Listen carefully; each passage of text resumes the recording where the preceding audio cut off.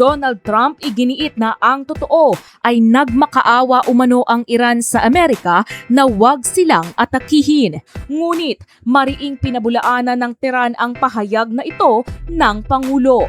Samantala sa Gaza, 2 Palestinian ang nasawi matapos targetin ng Israeli airstrike ang isang sasakyan sa Gaza City. Ito ang unang airstrike ng Israel mula nang manawagan ng Board of Peace kay Netanyahu na ihinto ang pambobomba sa Gaza.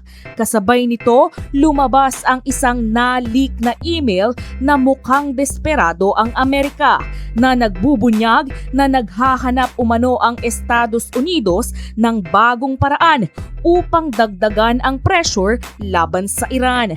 Bukod pa rito, isang nakakagulat na pahayag mula sa Tehran ang nagsasabing muntik na umanong targetin ng Iran ang Ukraine, ngunit sa huling sandali ay kinansela umano ang plano. Ano nga ba ang nangyayari sa likod ng mga pangyayaring ito? Samantala, lalo pang umiigting ang kampanya ng Iran laban sa mga pinaghihinalaang nakikipagtulungan sa Israel.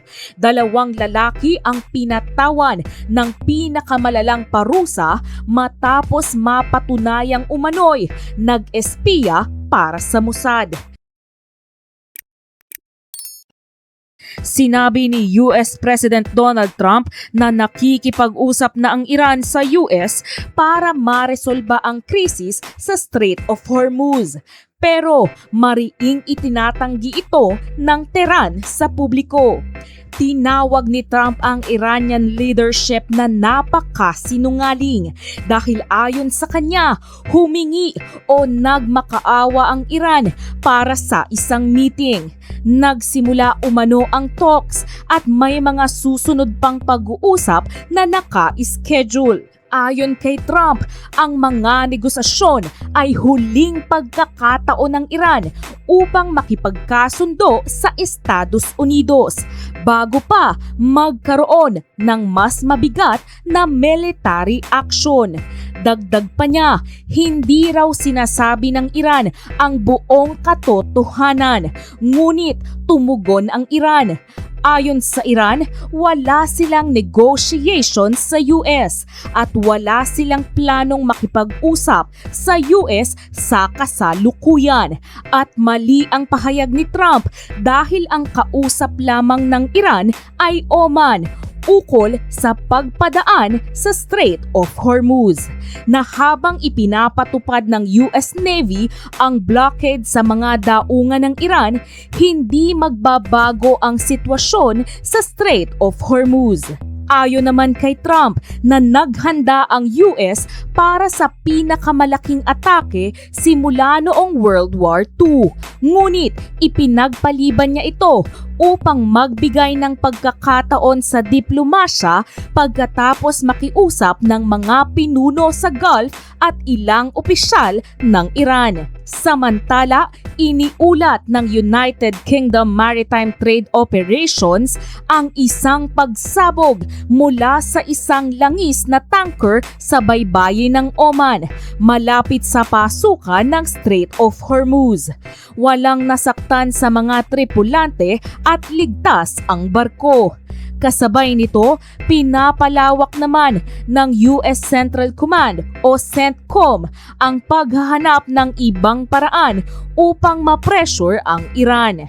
Ayon sa isang na-leak na email, isang senior intelligence officer ng CENTCOM ang humiling sa mga military analysts na magbigay ng creative at unconventional na mga paraan upang mapuwersa at maparusahan ang Iran. Ipinapakita ng email na naghahanap ang US military ng mga bagong estratehiya dahil hindi naging sapat ang epekto ng mga naunang ng airstrike upang pilitin ng Iran na baguhin ang posisyon nito. Inilarawan naman ng ilang opisyal ang naturang leaked email bilang isang hindi pangkaraniwang hakbang dahil bihirang humingi ang US military ng mga estratehikong rekomendasyon sa ganitong paraan sa pamamagitan lamang ng pag-email. Ayon sa kanila, ipinapakita nito na patuloy na naghahanap ang administrasyon ni President Donald Trump ng mga bagong options upang mapataas ang pressure sa Iran, habang nagiging mas limitado ang mga natitirang hakbang na maaari nitong gawin nang hindi humahantong sa mas malawak na sigalot sa rehiyon. Samantala, gumawa rin ng panibagong pahayag ang Iran. Ayon kay Mohsen Rezai, isang senior military advisor ng Iran, nakahanda na umano ang kanilang sandatahang lakas na magsagawa ng pag-atake sa 3 targets sa Ukraine. Gayunman, sinabi niyang hindi itinuloy ang operasyon matapos umanong humingi ng paumanhin ang Kyiv. Ayon kay Rezai, natapos na ng Iranian Armed Forces ang paghahanda para sa pag-atake bago ito ipatigil. Kaugnay ito ng pag-atake ng Ukrainian drone sa isang Iranian vessel sa Caspian Sea noong Hulyo. Sinabi ng Ukraine na hindi sinasadya ang insidente at hinimok ang Iran na wag nang magpalala ng tensyon. Habang sa Gaza, 2 Palestinian ang nasawi matapos targetin ng Israeli airstrike ang isang sasakyan sa Sheikh Ajlan, timog kanluran ng Gaza City.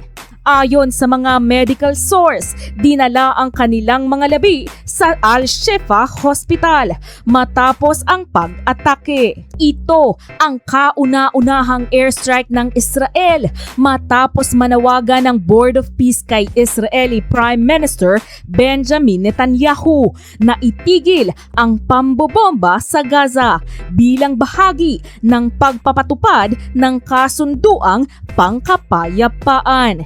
Gayunman, nagpatuloy pa rin ang opensiba ng Israel na muling nagdulot ng pangamba na maaari na namang lumala ang tensyon sa rehiyon sa kabila ng umiiral na ceasefire.